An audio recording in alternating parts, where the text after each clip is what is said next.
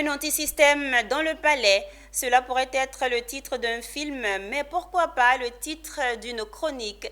C'est samedi et c'est l'heure de la chronique Business 24 avec Issa Badini qui ne tarit pas de loge pour la démocratie au Sénégal qui selon lui inflige avec l'élection de Bassirou Diomaye Faye un pied de nez aux promoteurs de coup d'État.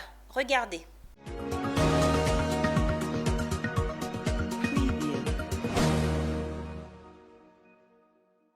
Il s'appelle Bassirou Diomaye Faye. Il a tout juste 44 ans. Sans bagage politique, ni habitué des salons carrés, à part les cellules du Youf, d'ailleurs il sort tout droit de prison.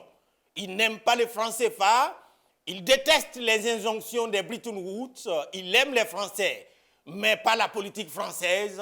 La CEDEAO, ce n'est pas loin d'un machin, même s'il tempère depuis peu.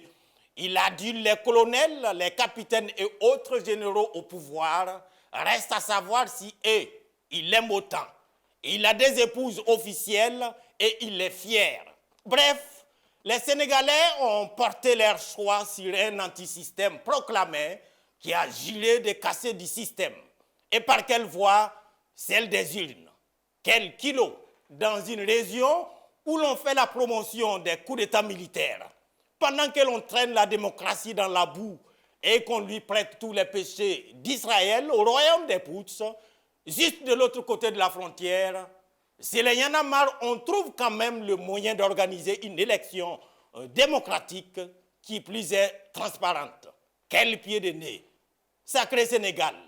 Décidément, les appels de phare, les sirènes ronflantes des vendeurs d'illusions, le panafricanisme à la Kalachnikov en vogue, l'envie d'en découdre avec l'énigmatique France-Afrique, rien n'a pu détourner le Sénégal de son idéal démocratique. Macky Sall s'en va parce que la Constitution l'a voulu.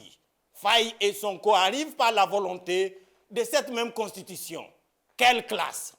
Les Africains qui ne voulaient voir la démocratie que par le miroir de l'Occident vont devoir se résoudre, voire souffrir, à la regarder dans leur propre miroir. Les Sénégalais, bien sûr, Sonko au pouvoir, au pays de Léopold Sédar Senghor.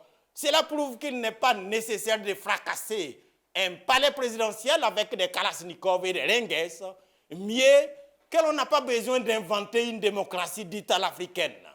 La présidentielle au Sénégal et sa conséquence directe ne sont pas différentes de ce qui se passe chez les Britanniques, les Italiens, les Allemands, les Canadiens ou au Japon.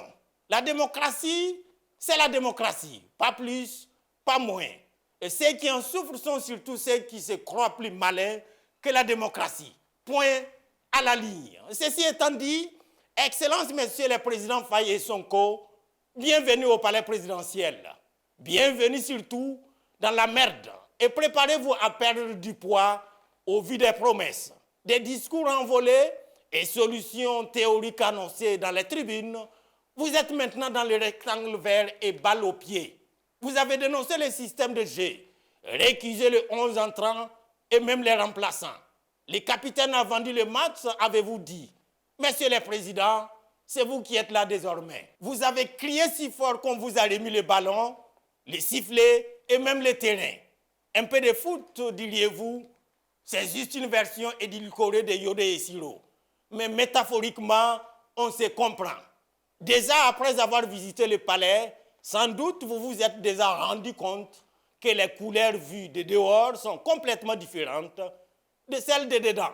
Avant vous, rattrapé par la réalité, Tinabou au Nigeria est devenu moins bavard. Au Niger, les généraux tournent en rond. En Guinée, de colonel à général et 3 ans de transition, à Kindia, on continue de mourir pour avoir revendiqué de l'électricité. Au Mali et au Burkina Faso, malgré les promesses, le terrorisme continue de créer des misères aux populations.